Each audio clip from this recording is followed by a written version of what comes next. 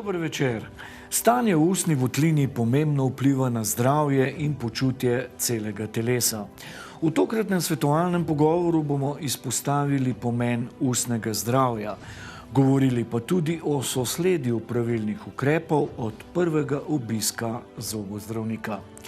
Simon Bele, doktor dentalne medicine, dobro večer in dobrodošli znova pri nas. Dobro večer. Uvodoma seveda morava malce pojasniti nekaj uvodnih razmišljanj. Zobozdravstvo je pomembna veja v medicini. Konec koncev študirate na fakulteti za medicino. Imam prav? Študiramo na fakulteti za medicino in praktično res tam nekje do četrtega letnika opravimo tudi vsa izobraževanja, bom rekel, iz vseh klasičnih medicinskih predmetov, se pa seveda kasneje potem bolj usmerimo v zobozdravstvo. Dejstvo, ki ste ga omenili, definitivno drži. Zdravje, ustno zdravje je zelo pomemben aspekt celotnega zdravja, namreč strukture tkiva, ki so v ustni votlini, pa ne mislim samo zobje, oziroma bolezenski procesi teh struktur lahko zelo negativno vplivajo na naše sistemsko zdravje oziroma povečajo tveganja za različne sistemske bolezni, ki so lahko tudi življenjsko ogrožujoče. No, vse, če pogledava in razčleniva besedno zvezo, vi ste zobozdravnik, strokovnjak, torej zobo in zdravnik, če povesta dovolj, kaj ne? Ja, to mi zelo radi tudi nekako poudarjamo, ne maramo izraza zobar, ravno zaradi tega, kar sva se zdaj pogovarjala, ker dejansko nismo samo usmerjeni v zdravljenje, bom rekel, zobnega kariesa, bolezni dlesni, zato ker posledično, če pozdravimo te bolezenske procese, imamo potencialno seveda tudi večje možnosti za celotno zdravo življenje. To je samo potrditev, da stomatologija napreduje, se razvija in skratka ta proces novih znanj, novih pristopov je praktično vsak dan večji. Vsak dan so novejše raziskave, ki potrjujejo ta način razmišljanja, se pravi, kako stanje ustne votline vpliva na celoten sistem. Koncentracija vitamina D, na primer, urejenost maščob in tako dalje. To so zdaj te raziskave, ki prihajajo ven, ki jih pač redno spremljamo, in če želimo seveda iti v korak s časom, jih moramo spremljati in se tudi na podlagi teh spoznanj tudi mi vsakodnevno izobražujemo in učimo.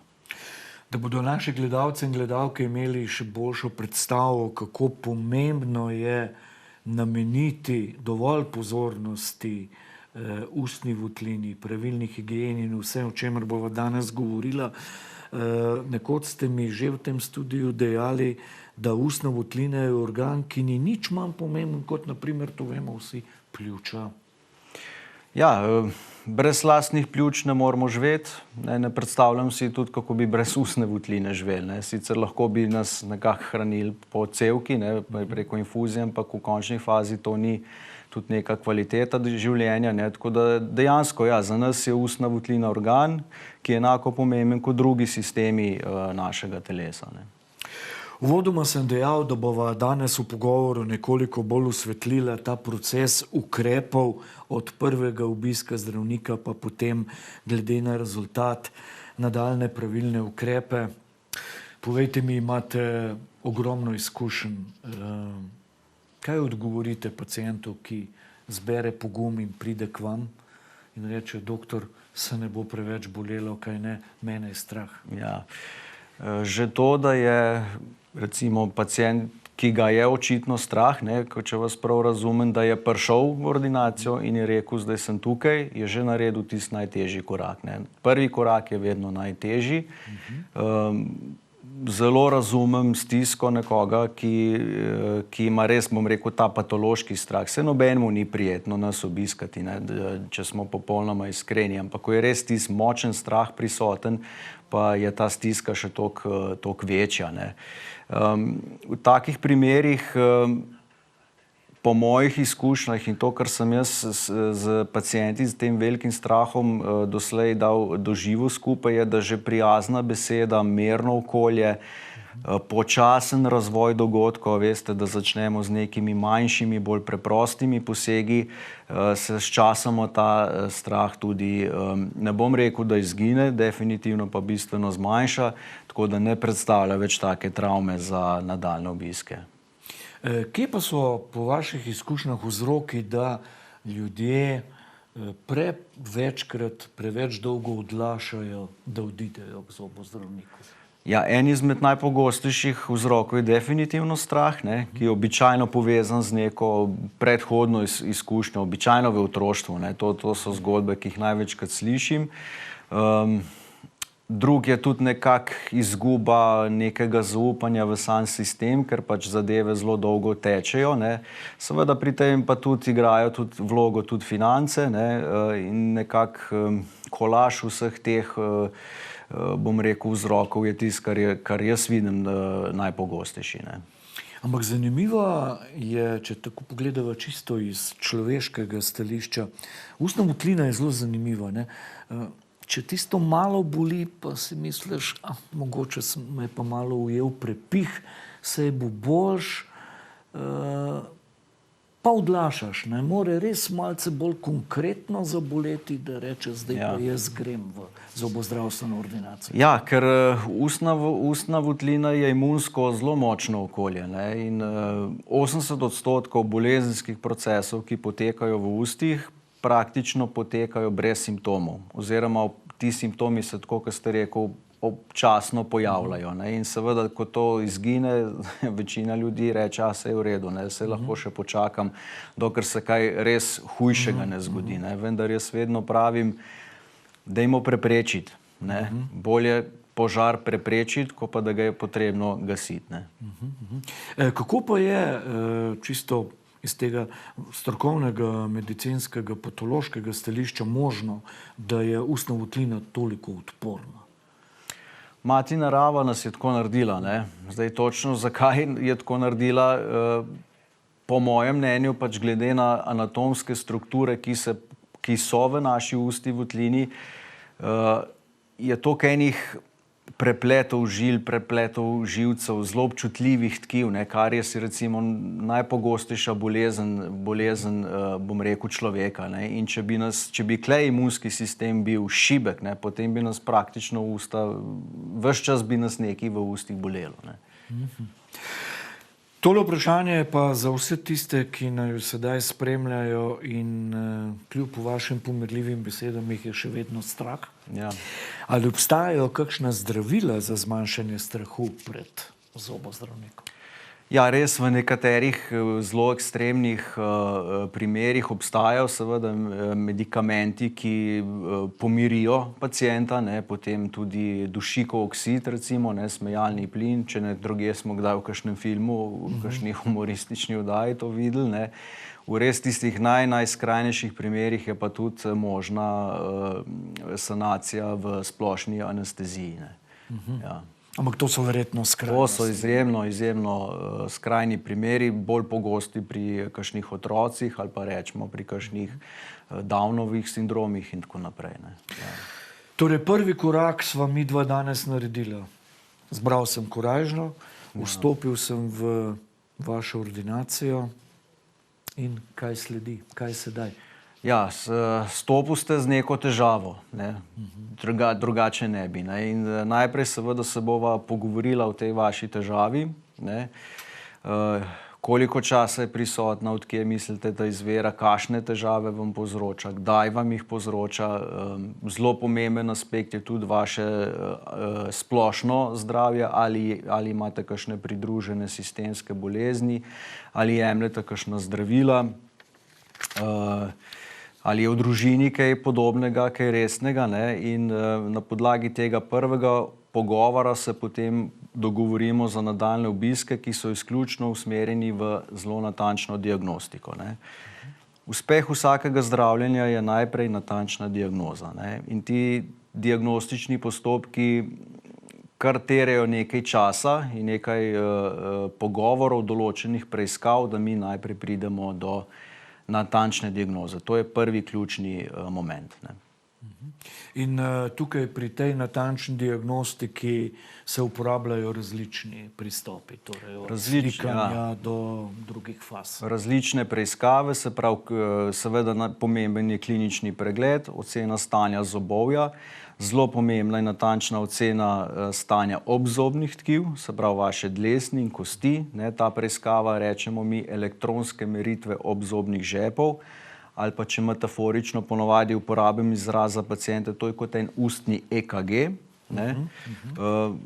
Brez rentgenskega slikanja v sodobnem zobozdravstvu seveda ne gre, vendar ne zadostuje več samo klasičen ortopantonogram posnetek, to je tista pač pravokotna slika, temveč tudi 3D posnetek, ne, CBCT posnetek, kjer lahko potem v računalniškem programu iz vseh smeri vsak dotičen zob zelo natančno pregledamo. Ko pa seveda gre za bolj zahtevne rehabilitacije, je pa zelo pomembna tudi analiza griza, se pravi tudi analiza fotografij, ko gre za kakšno estetsko rekonstrukcijo, in na podlagi teh podatkov potem skupaj s kolegi se usedemo, imamo konzili za te zahtevnejše primere, da pridemo do najboljše rešitve za posameznega pacienta. Dejali ste, da je za vas zelo pomembno, da tudi pacient pove, če ima kakšne pridružene bolezni. Recimo, če je bolj zahteven primer, so morda kakšna stanja, kjer ocenite, da pa v tem danem trenutku preiskave, torej nadaljnje zdravljenje ni primerno, ali da svetujete, da se ga morda prestavi za kakšen določen čas, če ne nujno? Ja, običajno so ti težki primeri pridejo za stanji, ki ni pametno preveč z njimi odlašati, ne. V takšnem primeru je seveda, kadar gre za pridružene bolezni in terapije, je treba te terapije pač prilagoditi, ne. Na primer, če je nekdo na antikoagulantni terapiji in je potrebno nekaj zob pač odstraniti, je treba najprej preveriti čas starjevanja krvi in potem pač se ob primernem času to naredi. Saj te stvari potem lahko vseeno zelo hitro potekajo, ne.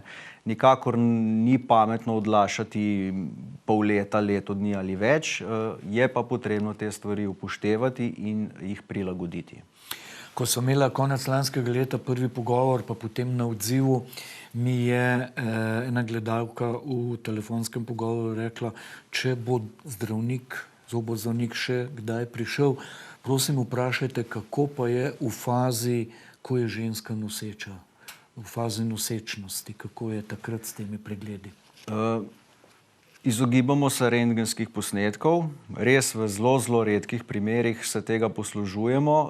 Izogibamo se večjih, bom rekel, nenujnih kirurških posegov, kot na primer odstranitev modrostnega zoba, ki še v tej fazi ne dela težav.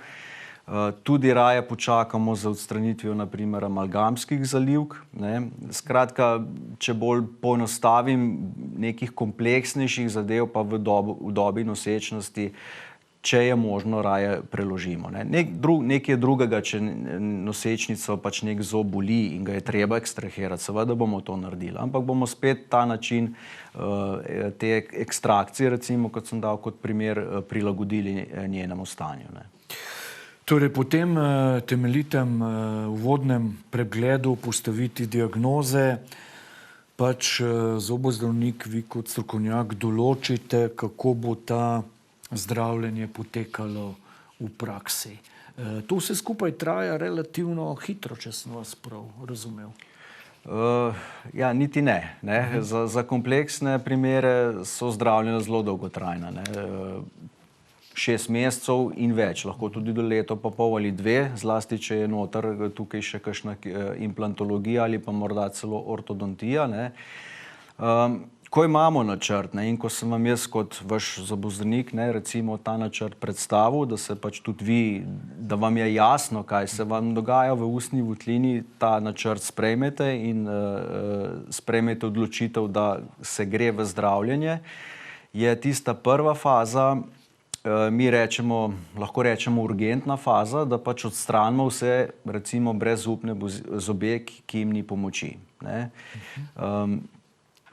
Že v teh fazah pa v bistvu razmišljamo že tudi vnaprej, ne, ker če, naprimer, da bo ta ekstrahirani zob nadomestil implantat, se že pri sami ekstrakciji začne pripravljati, bom rekel, teren za ustavitev implantata. Ne. Zelo pomembne so te novosti, se pravi, ko jemljemo kri pred posegom in iz krvi izločimo rastne faktorje, ki jih potem ustavimo v ekstrakcijsko rano in na ta način izboljšamo in tudi pospešimo celjenje. Ne. Tako da pojasnim gledalkam in gledalcem, midva sva zdaj sogovornikom na zelo mehek in prijazen, neboleč način prišla do prve faze. To je, kot moj gost pravi, strokovno ekstrakcija. Jaz bom pa rekel, da bomo vsi razumeli puljenje zob. Ampak, doktor Simon Bele, vi pravite, da je vsak zob pomemben, ampak vedno se pa ne da obdržati zoba. Ne? No, seveda, ne, vsega se ne da rešiti. Ne. Pa tudi, če smo morda kdaj v dvomih, ali nam bo uspelo nek zob pozdraviti ali ne, moramo spet tukaj razmišljati celostno, ne, se pravi na celotno sistemsko stanje pacienta. Ne. Če imamo recimo onkološkega bolnika, ne, in potem tukaj že v osnovi bomo tudi tiste zobe, za katere smo malce skeptični, ali bomo uspeli pozdraviti bolj, da te mrtve zobe tudi odstranimo. Medtem ko pri kakšnemu mlademu, zdravemu človeku seveda bomo pa poskušali vsak zob rešiti, če smo dokaj suvereni, da ima ta zob neko daljšo prihodnost, ampak daljšo mislim tako, na 10 let, ne da bo drug let spet nekdo prišel z neko težavo. Ne. Zakaj je pametno slediti nasvetu zobozdravnika, ki vam reče, ko vam izpuli zob in greste domov, lepo vas prosim, ne spirajte rane? Ja, zelo dobro vprašanje, hvala. Zato, ker prej sem omenil jemanje krvi pred posegom, ne, in se pravi, ko mi zob odstranimo, tam ostane nek prazen prostor, ne, ki ga sicer zapolne naša kri. Ne. Mi dodatno pač še te rastne faktorje ustavimo v ta prostor. In če bi sedaj pacient spiral rano, bi to membrano, te rastne faktore in krvni strdek izpravil iz te rane in bi ostala razgaljena kost. In tukaj pa potem zelo pogosto, da pride do vnetja in zelo neprijetnih bolečin. Zato je zelo pomembno, da upoštevajo paciente navodila svojih zobozdravnikov po takšnih puljenjih zob. Ja. No in zdaj sva prišla nekako v drugo fazo, to pa je zdravljenje dlesni in vse skupaj, kar se dogaja, torej tiste zobe, ki pač niso bili možno, da bi jih vi lahko rešili, so odstranjeni in zdaj nadaljujeva, ker načrt je potrjen in greva na zdravljenje dlesni. Kako pa tukaj stvari potekajo? Ja, zdrave dlesni so res osnova za kakršnokoli nadaljnjo terapijo. Ne. Jaz dostikrat dam primerjavo, mi lahko naredimo krasno lepo hišo, ima lepo fasado, ampak če jo bomo dali na močverje, ne, da ne bo tampona, se bo premaknila čez čas. Ne. Zdrave dlesni so res ključnega pomena, ne samo za nadaljne terapije, temveč tudi za sistemsko zdravje, ker parodontalna bolezen je v bistvu največji rizični dejavnik za določena sistemska stanja, kot so možganski infarkt, srčna kap, sladkorna bolezen, nekatera rakava bolenja. Prej ste omenili nosečnice. Ne. Nosečnica s parodontalno boleznijo ima večjo možnost, da bo prezgodaj rodila novorojenčka, ne, da bo novorojenček imel tudi nizko poporodno težo. Ne. Tako da iz tega vidika je zelo pomemben tudi vpliv tega sistemskega zdravja. Ne. Samo zdravljenje poteka večplastno, ne, vzpostaviti je treba higienske razmere v ustni votlini. To je v prvi fazi, ne, to je tisto klasično, bom rekel, odstranjevanje zobnega kamna. Zelo pomembna je tukaj sodelovanje pacienta, se pravi brezhibna ustna higiena. medtem ko vse nadaljne faze pri bolj napredovalih oblikah te bolezni pa sledijo bolj globinsko čiščenje, laserska dezinfekcija, eventualno tudi manjši kirurški posegi. Zasledil sem v eni strokovni literaturi, da je parodontalna bolezen najpogostejša kronična bolezen. To drži? Ja, drži. Ena izmed najpogostejših. Praktično skoraj 100% Slovencev ima eno obliko te bolezni. Ker ta bolezen le poteka v večjih stadijih. Že če vam dlesen zakrvavi, ko ščetkate ali pa nitkate, to je že to je že prva stopnja, bom rekel, parodontalne bolezni, vnete dlesni. Tako da zelo pogosta bolezen, ki se ji dolgo časa se ji ni posvečalo pozornosti, kot si zasluži, ampak že mene kot študenta, pa verjamem, da že tudi generacije pred mano so profesori na fakulteti, so na podlagi tega dajali zelo velik poudarek. Če kar nadaljujem tukaj, kar ste ravnokar povedali, to pomeni, da me mora skrbeti, če po umivanju zob, ko izpljuvnem, je tudi kri. Ja, to je vsekakor znak nekega začetnega vnetja. Je pa res, da običajno ljudje temu ne namenjajo toliko pozornosti, ampak recimo, če si predstavljava, ne vem, bi prijel vilico ali pa žlico, pa bi vam iz prsta krvavel. Bi se po moje bolj ustrašili, kot če vam krvavi iz dlesni. Sicer ne vem, zakaj je tako, jaz to ne razumem, ker se mi zdi, če ti pač nekje iz telesa krvavi, je logično, da nekaj ni v redu. Ampak ste pa zelo plastično razložili, tako da je vsem jasno, Ja. da ni v redu. Ne, ni. Prav, jaz verjamem, če bi zdaj par posameznikov vprašali, skoraj ne bi bilo človeka, ki bi rekel, veš, da se zgodi, pljunem pa je kri. Grem preko tega dvakrat, malo splaknem pa je. Dobro, Ampak ni dobro, ne? Ni dobro, vsekakor ne. Ali je parodontalna bolezen dedna? Sama bolezen po sebi ni dedna, je pa deden odziv na to bolezen, ker parodontalna bolezen gre za bakterijsko okužbo in deduje se lahko odziv na te bakterije. Se pravi, če bomo mi skrbeli za ustno higieno, da bomo tem bakterijam vzeli municijo, po domač povedano, se pravi hranivo, ostanke hrane na naših zobeh in dlesni, potem bodo te bakterije nemočne. Tako da deduje se odziv, sama bolezen pa ne. Najboljši upor proti bakterijam je, da dnevno, vestno in odgovorno namenjamo nekaj časa ustni higieni, da si pač zobe, po domače rečeno, umivamo. Kolikokrat dnevno priporočate? Kaj pravi stroka čiščenja zob? Priporočam 2-krat dnevno, zjutraj in zvečer. Zvečer je pa toliko bolj pomembno, da res temeljito sčistimo, da pa takrat pa res uporabimo zobno nitko, zelo pomembna, ali pa medzobne ščetke. Sama zobna ščetka in zobna pasta ne zadostuje, nobena zobna ščetka ne bo ščistila teh prostorov med zobmi. Če so v primeru, ko gre za hujše bolnike s parodontalno boleznijo, dodamo še druge pripomočke, kot so zobna prha recimo, ali pa strgalo za jezik, to je tudi en odličen pripomoček, ki ga praktično svetujem vsem, tudi sam ga uporabljam. Na hrbtišču jezika se zelo veliko bakterij nahaja. Ne bi šel pa v neke ekstreme, veste, včasih tudi pride kakšen pacient, ki reče, pa se 5-krat na dan umivam, pa drgnem, pa imam električno in v bistvu si lahko s tem tudi naredi več škode, kot koristi. Treba je biti pač pri tem zmeren, predvsem pa to delati pravilno. Kako pa strokovnjaki odgovarjate na vprašanje, ko gremo v trgovino, lekarno ali specializirano prodajalno, paleta zobnih past, paleta zobnih ščet, skratka, kako naj se človek odloči, kaj je tisto najbolj prav? Ja, vsak proizvajalec bo hvalil svojo zobno ščetko. Saj veste, v principu sama zobna ščetka, kjerga proizvajalca je, niti ni toliko pomembno. Pomembno je, da jo vi znate pravilno uporabljati. Res, da kar se trdote tiče, vedno svetujem ali trdo ali srednje trdo zobno ščetko, medtem ko mehke ali zelo mehke zobne ščetke odsvetujem.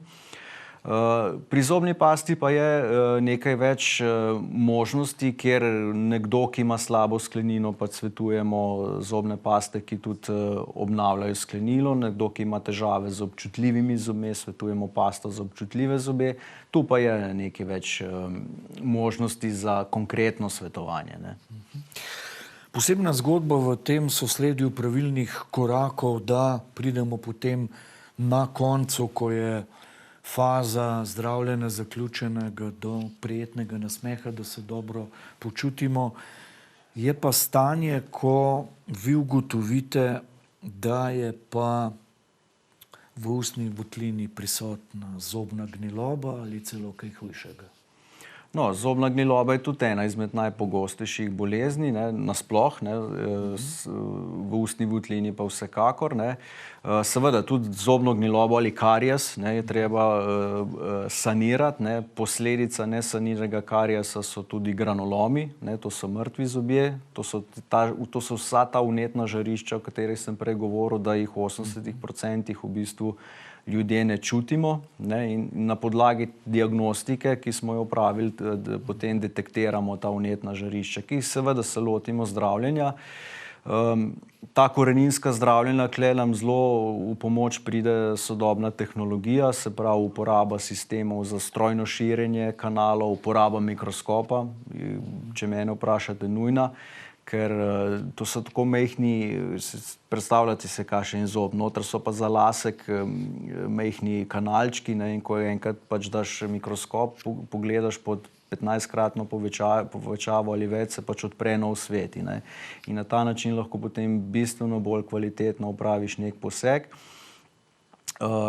Tule sicer tudi, bom rekel, z vidika napredka nekih materialov pa res ni bilo, tako da smo se z ekipo, ki sodelujemo, sami odločili, da bomo tukaj naredili en korak naprej in smo s pomočjo Inštituta Jožefa Štefana sami izumili eno polnilo, ki tudi ves čas v bistvu deluje kot zdravilo, ne, da privablja osteoblaste, to so celice, ki tvorijo kost, in na ta način smo se še malo bolj približali tisti 100% uspešnosti koreninskih zdravljenj, ne. Ni pa 100% uspešnosti nikoli ni, ne, tule je pač vedno nekaj rizika. Tule pa spet, tako kot sem prej rekel, upoštevamo sistemski vidik vsakega posameznika, ne. Ali je pri teh stanjih, torej zobna gniloba, karijes, granulomi, posledično lahko tudi vzrok, naprimer, da človeka kaj drugega še boli v telesu? Največkrat glava. Ja, vsekakor obstajajo možnosti za različne težave, ne, tudi na področju glave, ne. Imel sem že ogromno primerov, kjer smo imeli paciente z močnimi glavoboli, ki nikakor se to ni uspelo rešiti, in ko smo pač par tistih neustrezno pozdravljenih mrtvih zob odstranili, ne, se je to stanje v bistvu bistveno izboljšalo, ne. Tako da ja, ustna votlina so del nas, ne. Mi zvečer ne damo ust ven na nočno omarico, ne, ampak so vedno in ves čas del našega organizma.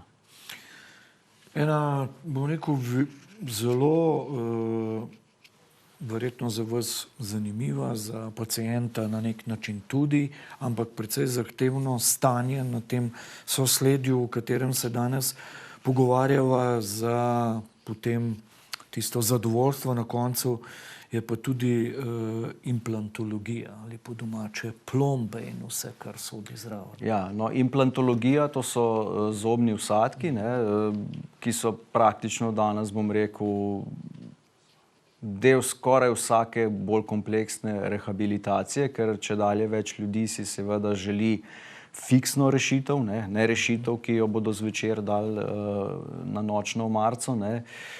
In tudi tule se kar veliko stvari zdaj dogaja, ne, zadeve napredujejo.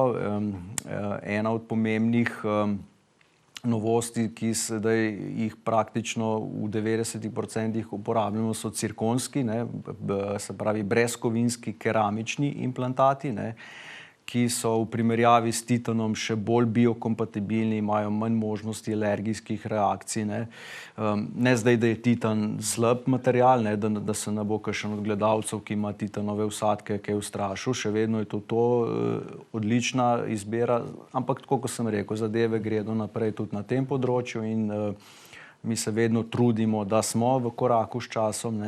Tako da na tem področju je res, moram reči, zelo zanimivo.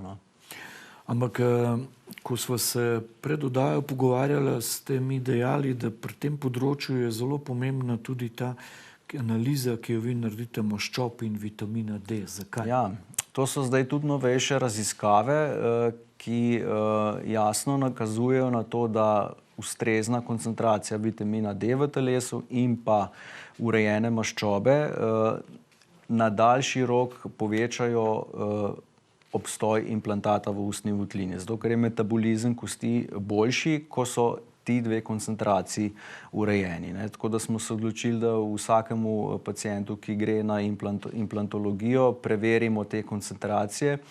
Če so te koncentracije takšne, kot morajo biti, je super, če ne, pa seveda imamo določene preparate, ki jih za njih pripravimo, da še na tem nivoju naredimo, rečemo, en booster, da organizem, telo še bolj pripravimo na zobni vsadek, ki pa vseeno je tujek. Vedno je to tujek in moramo telo pripraviti na ta tujek. Simon Bele, doktor dentalne medicine. Kaj pa proteza? Se ustavijo malce pri tej stvari. Ja, proteza to je snemna rešitev v protetiki, se pravi tisto, kar pacienti snamejo iz ust. In kot ste prej rekli, in dajo nočno marco. Glejte, še vedno ima mesto v zobozdravstvu. Dostikrat imamo rešitve, ki so kombinacija ene in druge. Se pravi, da je del zobovja fiksna rešitev in so potem to samodelne proteze, ki so potem tudi bistveno bolj sprejemljive s strani pacientov, ki so manjše, so bolj gracilne in so lažje zanositi in uporabljati. Je pa tudi tukaj na podlagi materialov so šle stvari zelo naprej, da tudi v bistvu takšne delne proteze danes lahko naredimo praktično brez kovine. In je že tisti, bom rekel, mentalni nek efekt, da nadajamo kovine v usta, potem to ljudje nekako lažje sprejmejo. Pa je zmotno prepričanje, da se za protezo ali pač kombinacijo, katero pač vi ocenite, da je to primerno samo za starejše ljudi ali so tudi mlajši, recimo, ki morda to potrebujejo? Običajno pri mladih ljudeh to zelo redko vidimo. Jaz še nisem v primeru. Jaz bi rekel, da je to bolj rešitev za starejše, kjer tudi je spet malo prisoten, bom rekel, strah pred implantati, kjer je tudi sistemsko stanje, bom rekel, obstajajo določeni tvegani. V končni fazi pa tudi finance o tem odločajo, ker je to cenejša rešitev in skupek vseh tistih, ki sem prej rekel, je to nekako pri starejši populaciji bolj pogosta rešitev. Pri mladih pa moram reči, da ne. Je pa pri mladih pogostejše opaziti, da imajo zobni aparat. Ja, teh nepravilnosti je res zelo veliko. Jaz sicer nisem ortodont, ampak imamo pa v ekipi ortodonta, s katerim sodelujemo in dostikrat se srečujemo z primeri, kjer je tudi ortodontijo potrebno vključiti v samo zdravljenje. Ena velika pridobitev na področju ortodontije, to pa lahko rečem, da so te brez prozorne folije, Invisalign, sigurno so to že gledalci slišali, ker dobimo različno število teh folij, ki jih potem na tedenski bazi menjavamo in praktično to noben ne opazi, da nekdo nosi ortodontski aparat, lahko se sname, se lepo normalno prehranjuje, higiena ni problem. Tako da na tem področju, zlasti s to digitalizacijo v zobozdravstvu, je to res ena zelo elegantna in pacientu bolj prijazna, udobna rešitev. Kateri pa so vzroki, da pride do te nepravilnosti v rastu in razvoju zobovja? Ja, zdaj zelo ti razlogi tičijo že v samem razvoju, ne. In en od zelo pogostih vzrokov je to, da v prehrani, ne, hrana za dojenčke danes imamo že vse pripravljene in je zelo mehka, ne, in potem dojenčki se ne rabijo v bistvu, bom rekel, pomatrati, da predelajo hrano, ne. Tule je en od vzrokov, ki pač, ko se z ortodonti pogovarjam, ne, so še drugi, ne, ampak to je vseeno takšno zelo specifično področje, ki pa bo verjetno v prihodnosti, bo tega čedalje več, ja. Ortodontija postaja, kolikor vas sedaj poslušam, vedno bolj pomembna veja v zobozdravstvu. Ja, zato ker griz je zelo pomemben, ne, se pravi, funkcijski del, aspekt ustne votlini, kako mi z zgornjimi in spodnjimi zobmi pridemo skupaj, ne. Če so tukaj nepravilnosti, pa so lahko samo minimalne, lahko odražajo zelo veliko težave s čeljustnimi sklepi, težave s telesno držo, težave s hrbtenico. To je res eno področje, ki se pa še danes premalo pozornosti posveča v zobozdravstvu, je tudi zelo, zelo zapleteno in ga lahko res vsak dan študiramo in se učimo novih pristopov, novih načinov zdravljenja. Zelo pomemben je griz, ja. Verjamem, da je marsikdo, ki spremlja zdaj ta pogovor, malce zastrigel z ušesi, ko imamo kakšnega drugega strokovnjaka, poudarjajo, da praktično, kot ste vi rekli, ne, so neke bolezni, ki dejansko ni Slovenca, da to ne bi se mu zgodilo, da bolezen ali težave s hrbtenico je pa tudi ena najbolj pogostejših. Vi ste sedaj rekli, če griz ni pravilen, je morda posledična težava z boleznijo hrbtenice. Ja, to sem se dostikrat pogovarjal z mojim kolegom, ortodontom, no, ker enostavno ti ljudje, ki imajo težave z grizom, ves čas neki iščejo te grize, ne, se pravi, se lovijo. Sem tudi že pač videl te paciente, ko so mi to razlagali, pa imam težavo s telesno držo in tako naprej, ne. In ko se je potem enkrat griz uredil, se je tudi ta zadeva drastično zboljšala, ne. Dotakniti se moramo tudi protetike, estetike, tudi to je pomembno. Ko smo odstranili vse, kar je bilo za odstraniti, ko smo pač pozdravili vse, kar smo pozdravili, ne, ko smo ustavili implantate, če je bilo za to potrebno, in ko smo opravili ortodontijo, seveda je napočil čas za tisto, kar si pa dejansko tudi vsi pacienti želijo, ne, da dobijo pač nove zobe, s katerimi se bodo lahko ustrezno prehranjevali in tudi z veseljem nasmejali, ne. Na tem področju nam zelo pomaga digitalizacija. Danes praktično lahko že naredimo simulacije v računalniku, kakšna bo bodoča rešitev, analiziramo vse te pasti griza, o katerih sva se malo prej pogovarjala, pacientu pokažemo, kaj ga čaka, naredimo začasne prevleke praktično v parih urah, ne, in dobi pacient rešitev, s katero potem recimo funkcionira teden dni, 14 dni in vidi, če je to njemu ustreza, če ne, imamo še možnost korekcije, ne. Skratka, ta del zobozdravstva, moram reči, je zelo zabaven, no, me zelo veseli to delati, je zelo zahteven in tudi tisto zadovoljstvo na koncu, no, ko nekomu dostaviš, je res lep občutek, no, ko vidiš srečnega človeka, ko pridemo do tiste zadnje faze, ne. Kakšen bi bil vaš odgovor, če bi vam, na primer, jaz rekel, a mi lahko prosim uredite zobe, da bodo snežno beli in da bo moj nasmeh, kot je v filmu ali v reklamah? Če si to želite, bomo uredili, ne.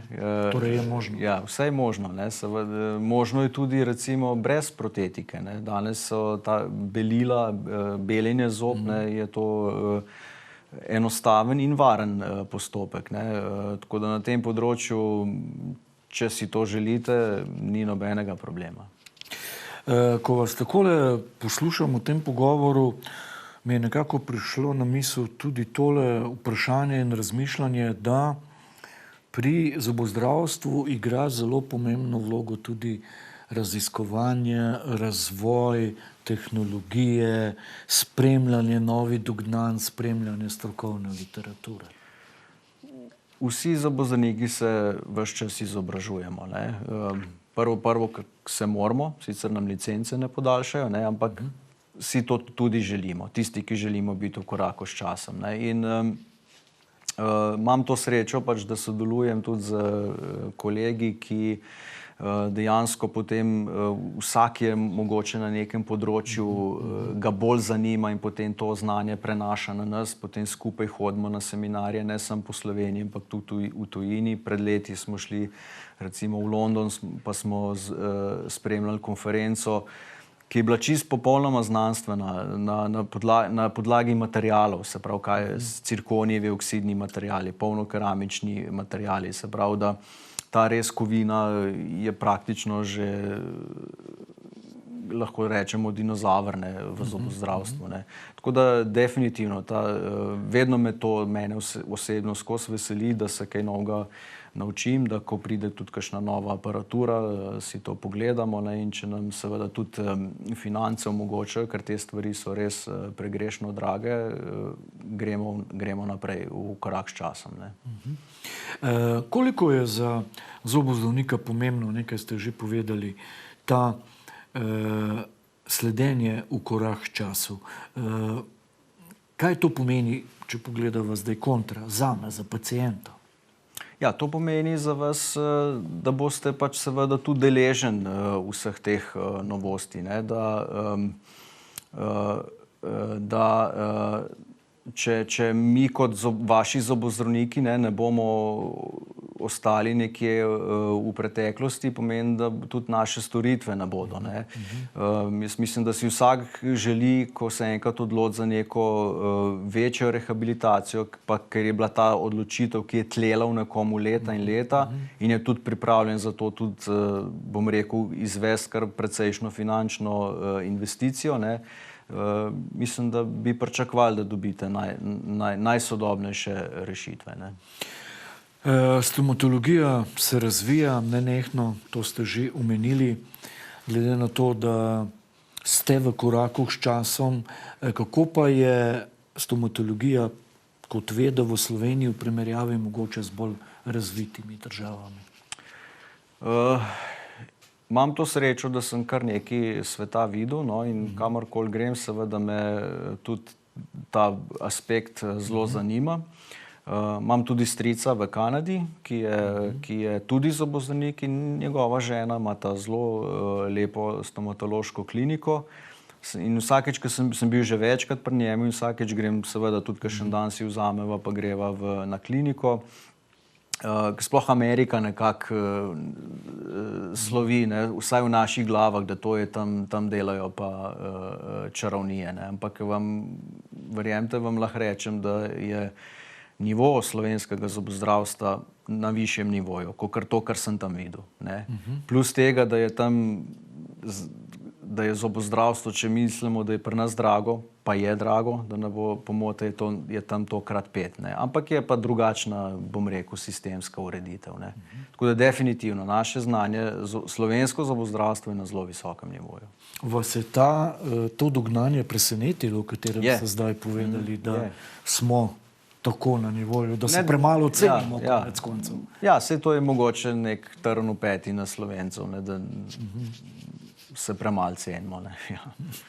Razen pri nekaterih izjemnih stvareh, kot je na primer šport, takrat pa stopimo skupaj. Tam je pa vse super. Ja, ja. Pomembna je tudi, Simon Bele, doktor dentalne medicine, tako imenovana, kot vi temu rečete, vzdrževalna faza. Ne? Ja. Torej, vi ste uspešno pripeljali en proces do konca in zdaj se ne vidiva nikoli več. Ni pravilna odločitev. Ne, nikakor ne. Dejstvo je, da se morate vi zavedati, ne, da morate skrbeti za to investicijo, ne, tako kot moramo biti mi vam na voljo najprej na 3 mesece, na 6 mesecev intervale, in to praktično smo v kontaktu celo življenje. Ne. Mi smo živ organizem, ne? Nismo mi kos lesa, pa bomo to enkrat skup sestavili, pa bo celo življenje tam stalo. Ne? Razmere se pač spreminjajo v ustih, lahko se kaj zgodi, kakšna druga bolezen pride, bomo mogli kle spet kaj ukrepati. Skratka, moramo držati stvari pod kontrolo. Vi pa kot pacient morate pa biti skrben doma in res pridno in redno skrbeti za ustno higieno. Ne? Je pa zanimivo, ne, da redko se bo zgodilo, da bomo pozabili, kdaj imamo naprimer servis za svoj avto. Ja. Pozabili bomo pa iti na kontrolo k zobozdravniku. Ja, dobro primerjavo ste dal, ja, res. Ja, ne, zanimivo, ne, za avto bomo bolj poskrbimo za avto, kot za lastno zdravje, ne. Tle tudi mi pač malo pomagamo našim pacientom, no, vse te 6-mesečne preglede, ki jih imajo, jih mi pravočasno obvestimo, ker tempo življenja danes je pa res tako, da je razumljivo, da kdaj tu pa tam komu tudi kakšen tak termin uide. Ampak jih potem lepo spomnimo in vsi pridejo. Ne. Kako naj človek odreagira, če se mu zgodi, kar je čisto možno, da ob ugrizu pri hrani naenkrat začuti, da se mu izlomil zob? Ja, definitivno mora obiskati zobozdravnika, ne, ker za ta odlom je lahko več razlogov, ne. Lahko je bil tu prisoten nek zobni karies, ki ni bil pravočasno detektiran ali saniran. Lahko se je odlomil mrtev zob, to je pogosta težava pri mrtvih, zdravljenih zobeh sicer, ne, ki izgubijo pač tisto moč. Definitivno obisk zobozdravnika in pa nadaljnji ukrepi. Ne. Pa je pomembno, da človek poišče tisti del, ki se je zlomil in ga seboj prinese? V veliki večini ne. Zdaj, če se je to pač zlomil, da je neka prevleka bila tudi v igri, se to seveda lahko, ali pa tako bom rekel, v najslabšem primeru se to lahko prinese, pa če ni za uporabiti, gre pač v koš za smeti in se poišče drugo rešitev. Ne. V zadnjem času, tako kot se razvija stomatologija in kot zobozdravstvo gre naprej, je vedno bolj zanimiva ena kombinacija, ki se ji popularno reče zobozdravstveni turizem. Ja. Kako pa vi gledate na to? Ja, moram priznati, da je to v bistvu en marketinški odličen produkt. Ne.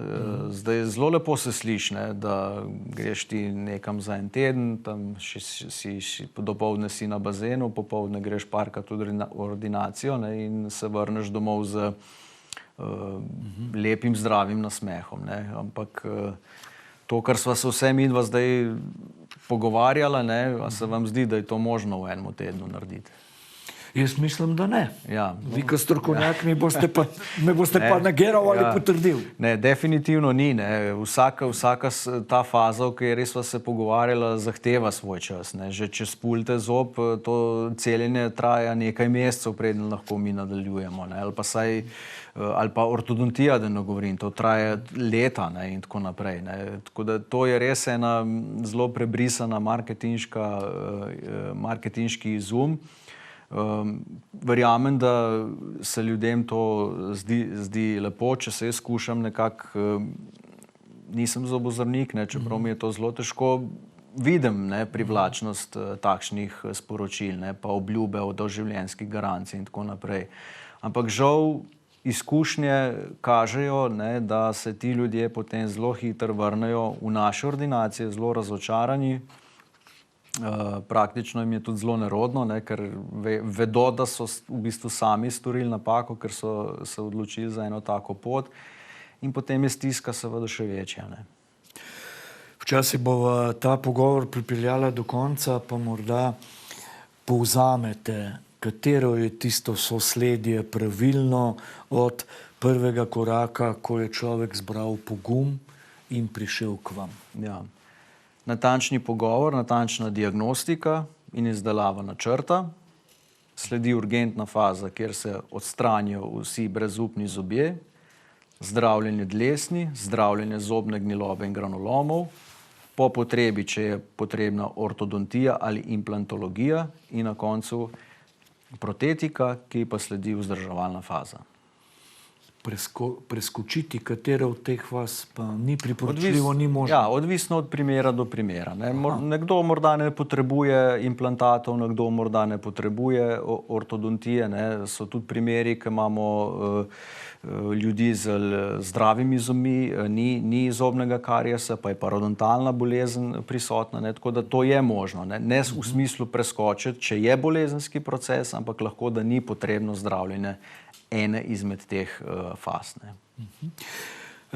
Ob zaključku, Simon Bele, doktor dentalne medicine, kaj bi ljudem svetovali, ko recimo se ukvarjajo sami seboj in razmišljajo, bi šel k zobozdravniku, oziroma morda kdo, ki pač kolikor toliko vestno hodi, skrbi, pa pride trenutek, ko je potrebno se odločiti in narediti nekaj več za zdravje ustne votline?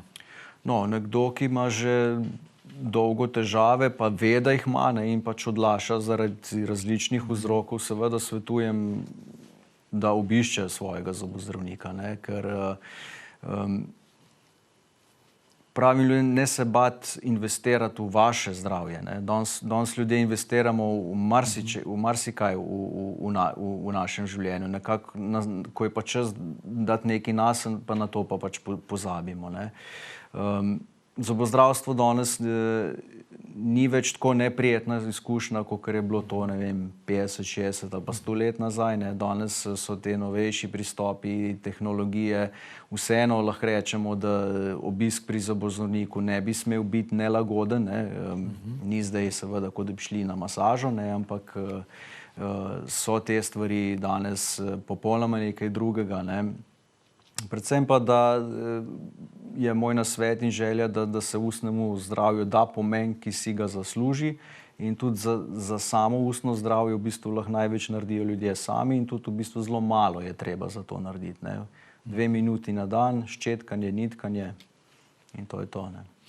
In čisto za sklepno razmišljanje, kje vi vidite mogoče čez 5-10 let sebe oziroma to vejo medicine, kako bo izgledal obisk pri zobozdravniku in vaše delo, glede na ta razvoj, ki je zelo skokovit? Jaz mislim, da bomo čedalje bolj začeli razmišljati tudi kot zdravniki, ker